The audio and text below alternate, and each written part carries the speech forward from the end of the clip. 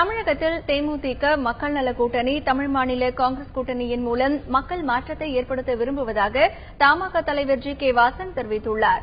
திருச்சியில் செய்தியாளர்களை சந்தித்த அவர் நாளை மறுநாள் தமாக தேர்தல் அறிக்கை வெளியாகும் என்றார்.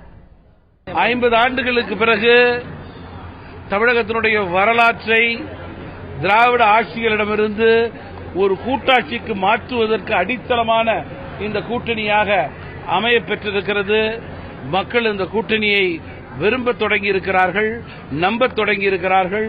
நிச்சயமாக இந்த கூட்டணியின் மூலம் மக்கள் மாற்றத்தை ஏற்படுத்துவார்கள் என்று நான் நம்புகிறேன். தமிழ் மாநில காங்கிரஸ் கட்சியினுடைய தேர்தல் அறிக்கை நாளைய மறுதினம் 22ஆம் தேதி அன்று சென்னையில் தலைமை அலுவலகத்தில் காலை 10 மணி அளவிலே வெளியிடப்படும்.